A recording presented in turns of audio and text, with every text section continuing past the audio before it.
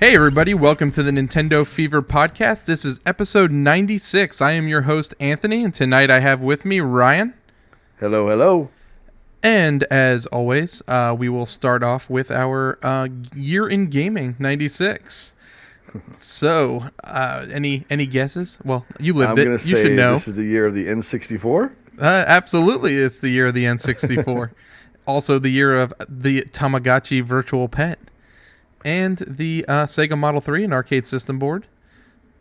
We also had that year the Game Boy Pocket joined the market.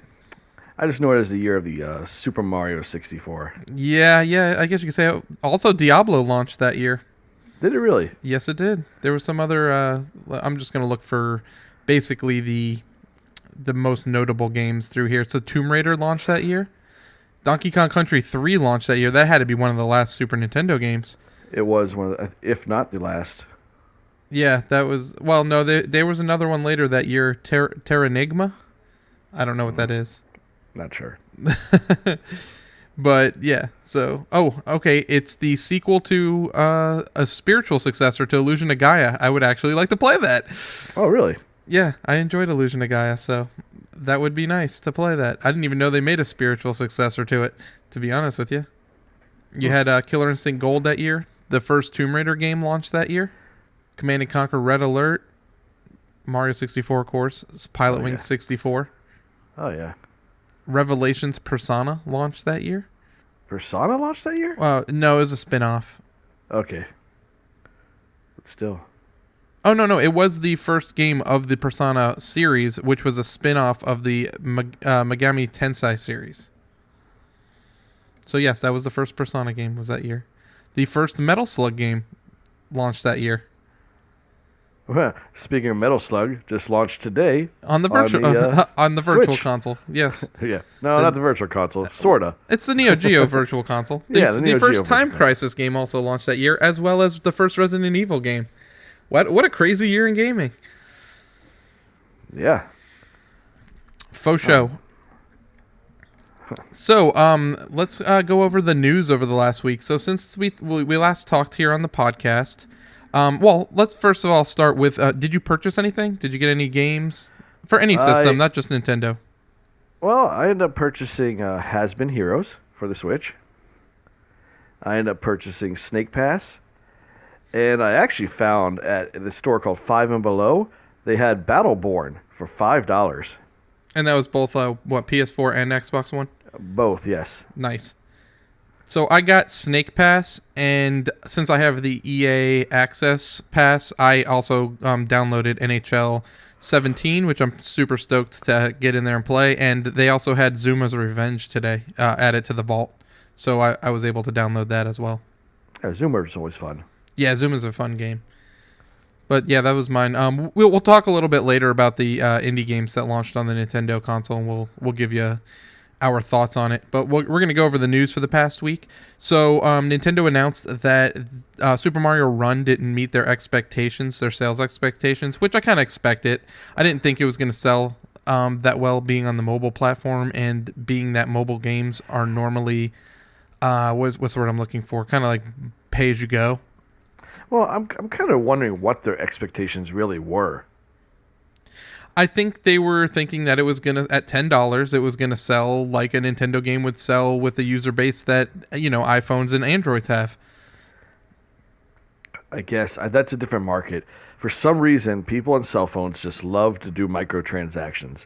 Like, they don't want to pay the $10 for the full game. They rather pay $20 over time to get the same game, as long as it's done in small doses for some reason. Yeah, they like to pay for time, which I don't get.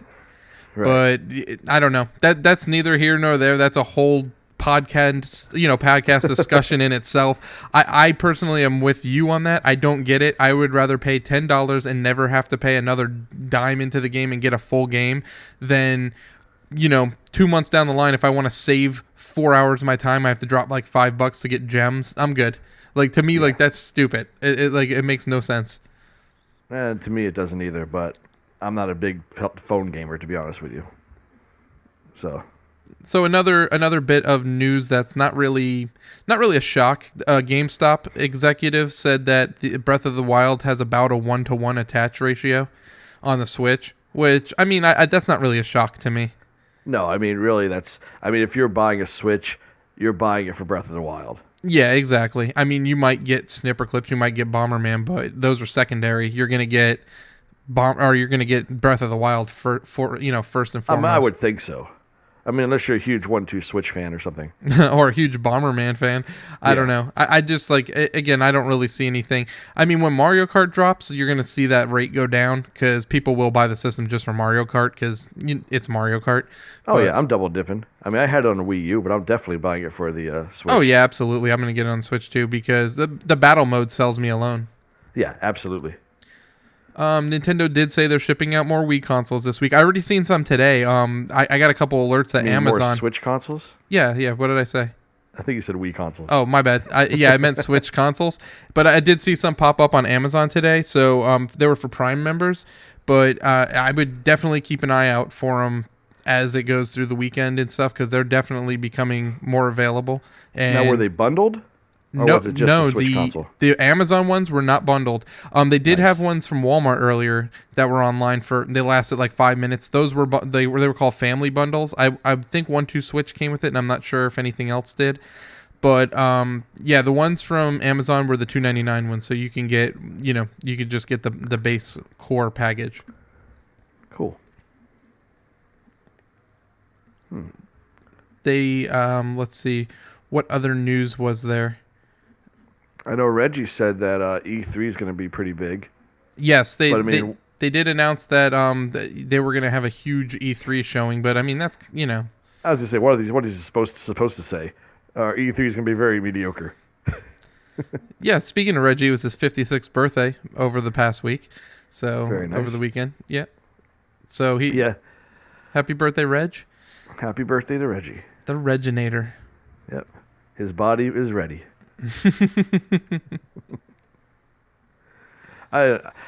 I hope they have. I would like to see Nintendo go back to a press conference. I mean, I know they get a lot of directs. I mean, the one direct a few years ago was awesome. The last direct, I didn't feel so much about it, at the E3. Yeah, I agree. I would like to see them go back to press conference just because I liked watching their press conferences. But that's just me. Yeah, you know what, though? I enjoy their directs better because they're faster and more to the point. Nintendo's very awkward on stage. Well, I like the directs they do throughout the year. I like it when they do that to give all the information. But I just feel E3 is just a bigger, stage, because they've done good E3 press conferences before. I mean, they've had bad ones, too. I mean, I would say their bad outweighs their good, though, when it comes to press conferences. And unfortunately, I think that they don't give Nintendo of America enough leeway to present their presentations. Like, they always have to have Nintendo of Japan, at the E3 shows, which I don't mind. I don't mind, if they had, 1 or 2 segments with some of the people from Nintendo of Japan. But, they have some really good personalities and some really good people over at the Treehouse that could handle the press conference, fine. Absolutely. And that would translate better to an American audience. I feel that Nintendo of Japan doesn't give America enough leeway in pretty much anything. I completely agree. Maybe I'm wrong, but I just feel that way. No, I think it's definitely prevalent in the decisions they make, especially with online decisions and stuff like that. Right. Because if you look at what what we do over how we play games in the West here in America, we're more of an online presence. And, look at the Xbox. The Xbox is a perfect example of how to do online and how to do online right. And, at Nintendo, the framework's there. You know what I'm saying? They could look at them. I know they don't like to copy people, but, I mean, Xbox Live works. Well, sometimes it's okay to copy people. I mean, you can put your own spin on it, But, like you said, if it's already there, if it isn't broke, don't fix it, So how do you feel about TT Games removing single Joy-Con controls from Lego City? I can understand why. When they said the reason was the camera controls, I can definitely understand that. Because I don't know how you would do the camera. Yeah, well, what they said I see was what you're saying. They need a second stick to move the camera around. And using a single Joy-Con, you couldn't... I mean, I guess you could use the Z the two little bumpers up top, but I don't know how that would really work out too well. I gotcha. Yep, So they need a little nub, like a little C-stick nub. yeah, exactly. But to me, that makes sense. The thing that was bothering me about TT Games and Lego City was the fact what we thought that you're going to buy the cartridge and still have to download the game. I wanted to have a podcast with you before they like corrected it, because I knew they were going to correct it, because there's no way they could put Zelda on a cartridge and have all that run without needing an install. And then, come on, it's a Lego game. How would they not have been able to do the same? So I kind of wanted to get a podcast with you just because I knew how fired up you'd be. And unfortunately, they've already corrected themselves, so you're not as fired up fired up at all. So it's kind of a little disappointing. I was when I first read it. Oh, I knew you were. Honest. I knew you were.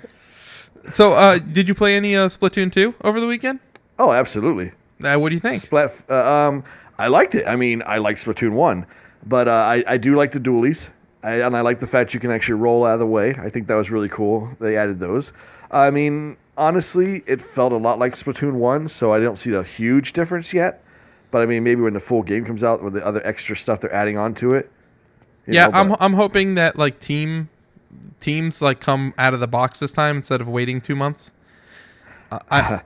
I hope they do a lot of things out of the box this time. Yeah. I hope to me, that's the game that needed the voice chat. So I'm really hoping their app's ready to go by the time that game launches, because I really want to do some voice chat. Again, I want teams. I want to be able to invite you to a party.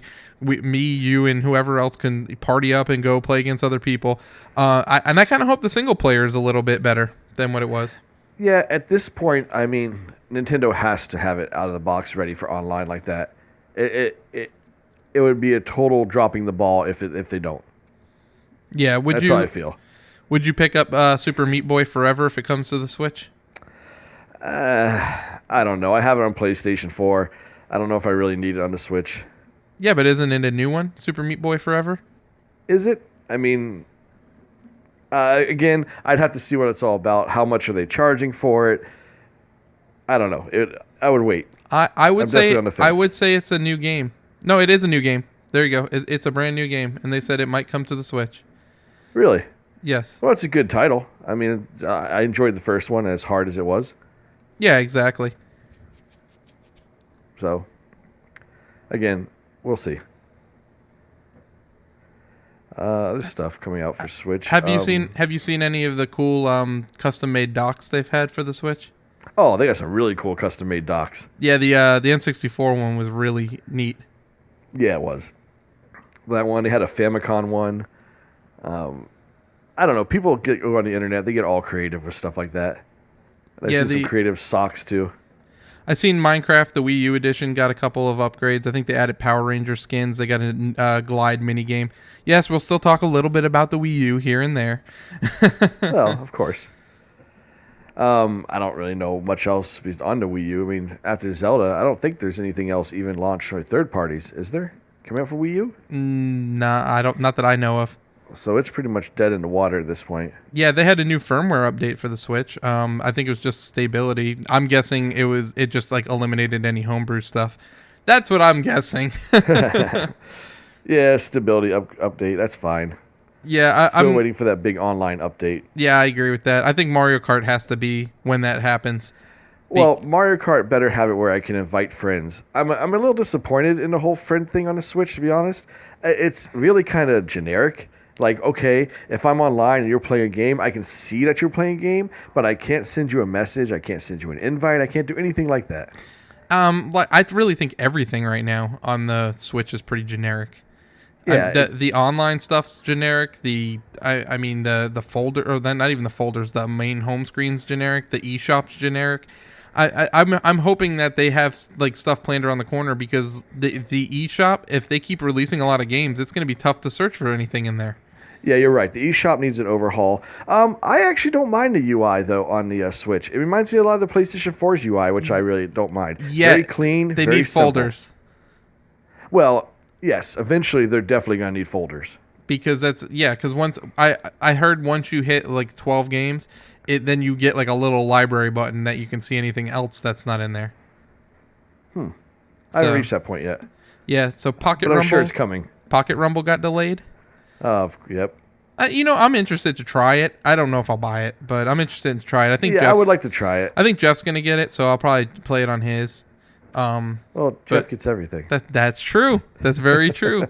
I've seen Psyonix is evaluating whether or not to bring Rocket League to the Switch. That's to me is like one of my top 5 third party games that needs to be on the Switch. That to me is almost a no-brainer. Rocket League on the go. I mean, what is there a debate here? Yeah, I agree with you. I will triple dip on that one. Oh, absolutely. It just seems like, oh, well, we're deciding if we want to bring it over. Yeah, that should already been done and decided. Like, so one thing I want to talk about Snake Pass, and it's kind of not the game itself, but okay, so there was an issue with like some loud, like the Rumble packs on the HD Rumble were loud or something like that. I only played with the Pro controller, so I don't know of the glitch. But I guess like they were like extra loud. So I guess Sumo Digital, the developers of the game, said they were gonna patch it in, and the patch literally came out today, and the game came out 2 days ago. So I just want to like talk about how quick like companies are patching stuff on the Switch. It's amazing. Now, what was the problem? Because I bought the game at launch 2 days ago, and I didn't have any problems with the Rumble or anything like that. They said that the Rumble on it was obnoxiously loud. Really? Yeah, so it was. Then maybe I just didn't pay attention or notice. Did you play it on the Joy-Cons? Yeah, because I don't have a Pro controller. And I guess it was on the Joy-Con, so that's a little weird. But I guess they fixed it, and I heard they fixed some graphical stuff too. They threw some graphical stuff in the patch. So, oh, nice. but that's crazy to me though that a patch comes out literally 2 days after the game launches. Well, that's nice. Nintendo might have a better evaluation system because used to they have to go through the whole process and. Yeah, it would be weeks crazy. before stuff would come out, but now it's literally days. And yeah, I seen Shovel Knight had a update where it made it 1080p in the dock mode. Yeah, and I haven't played Shovel Knight since they've done that, so I haven't actually seen what it looks like in 1080p. So yeah, it looks great. Yeah, I'm sure it does. But I mean, that's just awesome though. That awesome. We're getting like patches like this really quick and they're fixing stuff. Pikmin 2 arrived on the Wii U Virtual Console today. Very nice. Again, we'll have a little bit of Wii U news here and there. Probably more so than, I don't know. I didn't see any 3DS really news over the past week. I'll tell you, the releases this week for Switch on the eShop was a little weak. I mean, just Metal Slug. Well, I mean technically you had Snake Pass and Has Been Heroes on Tuesday. So right. So technically, you had 3 games, but and that's also cool that Nintendo's now allowing the games to release on Tuesdays when they release on PlayStation, so that way we can get it on the same day. Well, that's again to me that's a no-brainer. Yeah, yeah. So yeah, but you know what's funny? Like I don't think Xbox still does that. I think they still like wait and they release it like on Wednesday or something. Well, no. If a game comes out retail-wise, it comes on the Xbox Store the same day. But Sony doesn't. Sony will only do Tuesdays. Well, that's what most games release on Tuesdays. Yeah, I know, but would they wait?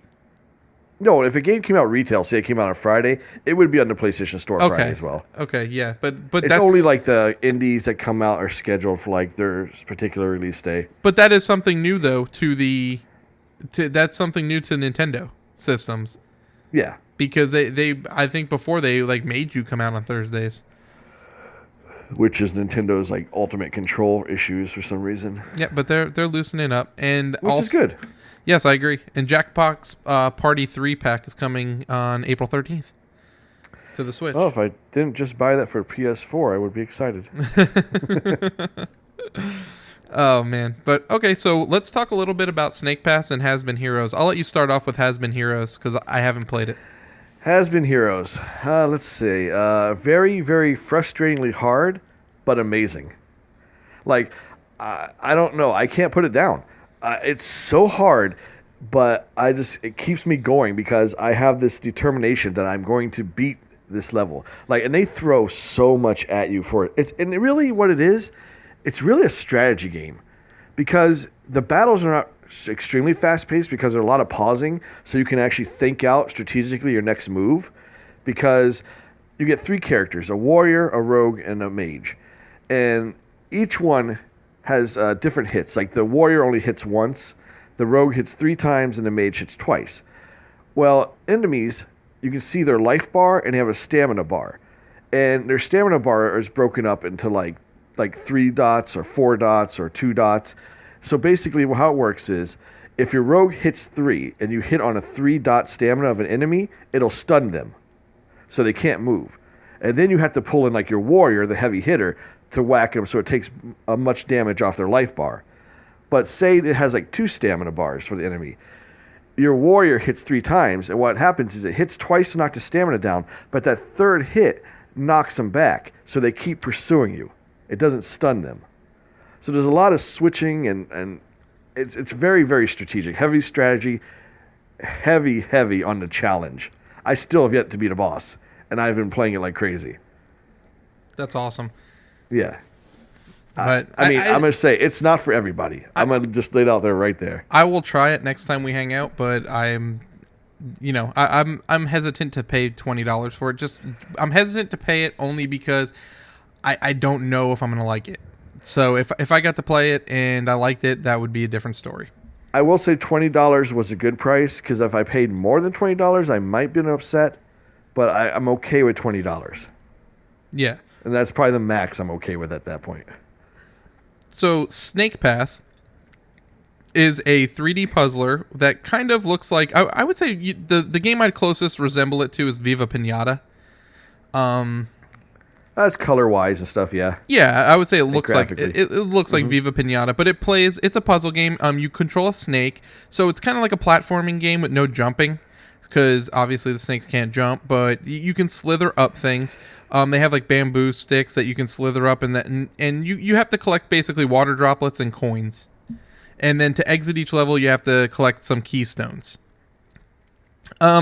I think it's really fun to play. The controls are a little weird at first. I never played on the easy ones. I know you did, but so basically you're pressing the right trigger to move your snake. You're pressing, I believe it's the A button to lift your head, and then you press the left trigger to wrap yourself tighter around like the bamboo poles or anything that you're trying to climb.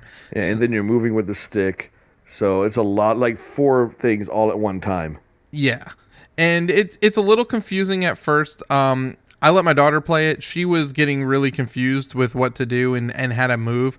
I need to try with her for her to play the easy controls, see if that'll be a little bit better for her. And now she's been playing Zelda, and she's 3, and she's picked that up pretty easy. So the controls in Zelda, obviously for her, are a little bit easier than the controls in Snake Pass. She was having a little bit more of a difficult time moving the snake around, so...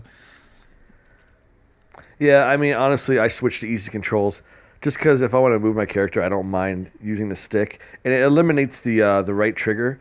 So you move and control the snake, and you just need to worry about A button and the grip. I find it to be much better. Call me a noob, whatever. I don't care. Okay, noob. But yeah, I think I'm going to try it out. I'm going to try out the easy controls, see how I like those, see which ones I like better, and then go from there. But yeah, I played 2 levels of it so far. The first level, I mean, the soundtrack's really good. It's from David Wise. Sorry. I liked it. I didn't collect everything in the first. I missed like 2 coins. I got all the water drops. The second one, I got all the water drops plus all the coins, so I got everything. But it'll be a fun game to go back through and try to get all the coins, because the coins seem like they're really tough to get. Like, they'll be on the edge of a level with only like 1 bamboo stick, so you kind of have to like wrap yourself around as you're getting it. And it just makes it a little bit challenging. And honestly, the coins to me is the challenging part of the game, and to see if you can grab them, without dying. Oh, absolutely. But I mean, if you're not into puzzle games and you're looking for like an action platformer, this is definitely not up your alley, because there's no enemies, no bad guys. There's no enemies. Yeah, it's all literally just trying to collect stuff. It's just a collectathon. But the puzzle is really in the controls. I mean, that's really where it comes down to. Also, to me, it's like trying to wrap yourself around the bamboo right, just to where he stays on it, just to make sure you can get like the coins and stuff. Well, I'd say half controls, half character. Yeah, because like it's really the shape of the character that makes it that way. So because it's obviously it's a snake. But are you picking up Metal Slug this week? I think that might be my first one, my first Neo Geo. I want to try out a Neo Geo game to see what it looks like on there. I really do. I mean, and it's kind of like I have the SNK arcade classics and the Metal Slug collection and stuff like that. So if I was going to pick up an SNK game, or a Neo Geo game, it would be the Waku game. Yeah, Just Waku because I've Waku never 7. played that before, and that would be the one I'd like to pick up Yeah, for sure. myself. You know.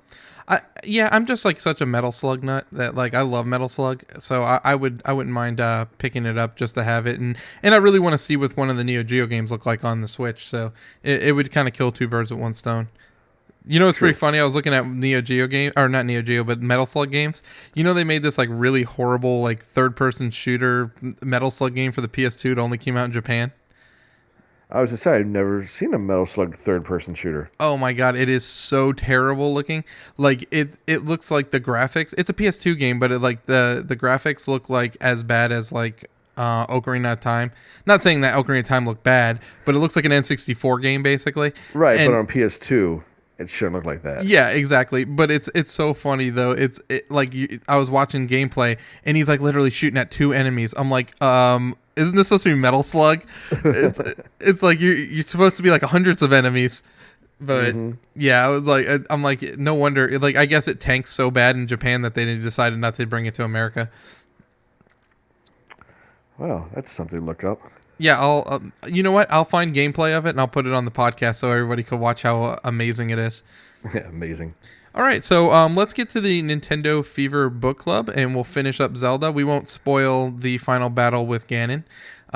Oops, spoiler. Yeah, right. But Who knew? yeah, but we'll talk about our quest to grab the memories. We'll talk about some of the mini games and some of the gear hunting and that kind of stuff. So I know because last time we talked about the 4 dungeons. So I went out and I got all the memories after the dungeons. Which led me to Hyrule Castle. You want to talk a little bit about Hyrule Castle without talking about the boss of it, obviously? Well, it's the hardest area in the game. Yeah. I mean, you're constantly being hunted down by guardians.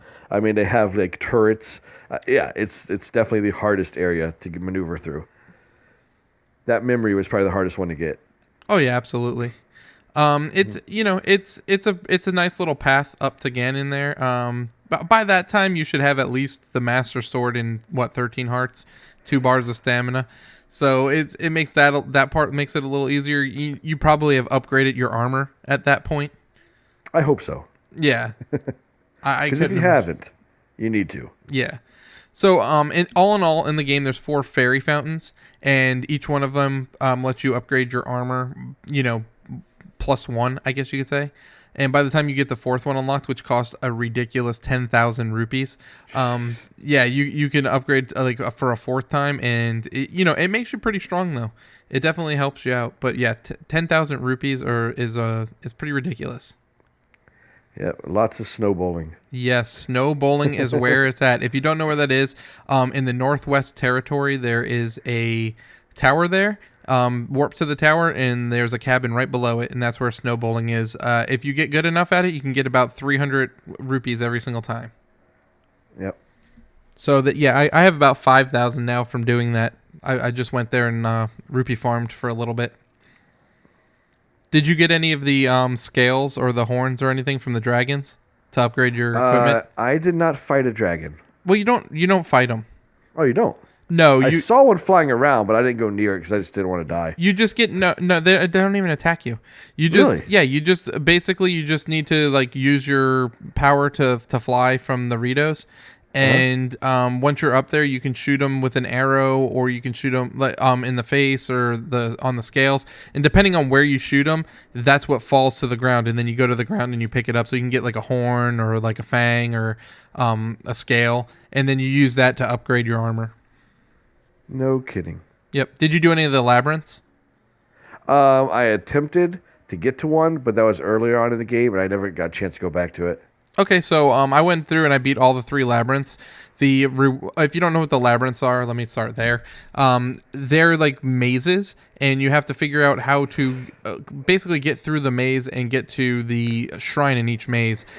Once you get to the shrine, it's not like a normal shrine where there's like a puzzle in it. It's literally just a treasure box, and then you get the orb. The shrine itself is really the labyrinth.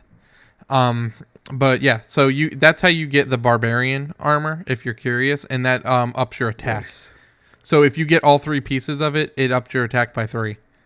which is which I'm is pretty ridiculous. Yeah, if yeah. you're gonna about to go fight like a Hynix or a Lionel, I would definitely be wearing that armor.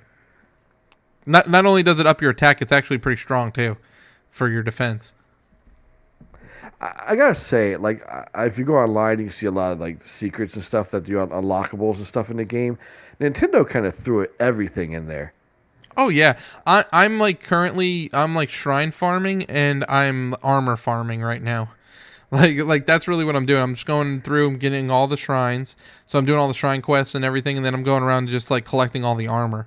So I mean, yeah, exactly. I mean, I even the amiibos, like, I unlocked a complete Ocarina of Time set, which I thought was pretty awesome. And you can get the Dark Link set from the I can't remember his name right now, but from that little imp guy. yeah, he sells like rare armor and stuff, but you have to use monster parts to get it. Right. Yeah, you I can mean, get it's Dark just Link. You can get like a skeleton outfit too, which is kind of cool yeah, looking. that's awesome. Yeah, and then you can get like monster outfits as well. So like if you get like the Bobakin one, and then you can like sneak up on them because they think that you're one of them. They have Crazy. Yeah, they have other ones too. And you know what's even crazy is that how like unique every enemy is. I guess you can wear like a Lionel one, and if you get close enough to the Lionel, he'll like know that you're not a Lionel, like because he's smart enough. Like where the other enemies are dumb, Oh yeah, I can see that. which is pretty funny. But yeah, I mean they really thought of everything. I mean, and there's just so much to that game. Like I it's kind of sad that this will be the last week that we talk about it in the book club. But I mean next we'll have a vote out there for next week. I'm not sure what it's gonna be right now. What games we're having there. I'm guessing it's gonna be between Snipper Clips, Bomberman, and Snake Pass. I mean, does that sound That sounds reasonable? fine with me. So Okay. I would say Has Been Heroes, but again, I don't know if I want to buy it to. and you know, everyone listening will probably be a jerk and go out and vote for it, so I have to buy it. So I don't know. Like I said, the challenge. It's very very challenging. you Very know, challenging. that's not even what scares me. It's just like the part that scares me about it is I just don't know if I'll like it. Yeah, it's not for everybody. I could definitely see that. So after you beat Ganon, did you go back to the game at all afterwards? No, I retired it for a little bit. Yeah, see, that's why I'm kind of just like farming stuff because I feel like I can go beat Ganon at any time I want to. I just feel like if I do, I'm not gonna play it. Right. Which I can understand. Yeah, so I'm kind of just doing that, trying to get all the side quests out of the way. Yeah, after I mean, like really, after I get all the armors that I want to get, the armor sets I want to get, and you know, I get all the shrines. The only thing I probably won't collect 100% like through this playthrough is probably the Korok seeds. I don't know if I really. 900. Yeah, and the crazy thing about that is I think after you pass like 450, they don't even do anything for you. Really? Yeah, because you could only upgrade your slots like so much. Well, here's my thing too. There's 900 seeds out there. Like, how do I know where to even begin? I mean, you would think they'd be everywhere, being 900, but they're really not. Oh, You know? but they are. They I well, guess. there's stuff that I found out like that I didn't even know. Like there's one where you have to push a boulder between two trees. Oh, I did that one. Yeah, see, like Yeah. I didn't Yeah, even like how am I ridiculous. supposed to know that? And then like You know what? I just saw the two trees. I was like, I wonder what happened if I pushed a boulder between them. And then one popped up, and I was like, Are you kidding? I mean, there's also ones like there's one on the bridge for Lake Hylia. There's just like a balloon hanging out like that. If you shoot the balloon, you get one. Wow. Yeah, I mean they're just like they're literally everywhere, and like there's no really instructions on how to get them, so you kind of just have to like, I guess, just guess on how to get them. Speaking of instructions, now that you bring that up, I do find it very funny that all these Switch games don't come with any kind of instruction manual, and they don't even come with like digital instruction manuals. Yeah, because we don't need no hand holding. I mean, I understand that, but it is nice sometimes in a game if you're looking up, like, if you just want to find out some information, not have to go like online and research it. I'm not gonna lie, I really enjoyed the digital manuals like that were on the Wii and the Wii U. Yeah, I don't mind a Like digital I actually manual. like those a lot better than even the hand like the manual like the physical ones. Yeah, and that's fine. I don't mind if it's digital, save the money on paper, whatever. But at least have some kind of manual so we can look it over if we need to. because I had a few questions about Has Been Heroes, and I couldn't find them. You can find them The online. answers. Yeah, right. Yeah, just go online, man. You'll find them there. Absolutely. All right. I think that'll wrap up this week's episode. Again, be on the lookout for our vote for next month's Nintendo Game Club or Nintendo Fever Game Club game. We'll also probably next week. You'll have Lego City by then, right? Yeah, on the 4th. Okay. Well, I mean, I'll talk about my Wii U experience. I'm not rebuying it. I beat it on the Wii U, so we could definitely still have a conversation about it. Oh, you're not going to go co-op? Not going to go co-op? No, I'm not going co-op. But yeah, so we'll be able to talk about that. Hopefully, we'll have some other games next week. I might or might not purchase the Metal Slug, so we'll talk about we'll talk about that next week as well. And yeah, until then, I'm Anthony. I'm Ryan, and don't forget, get your game on.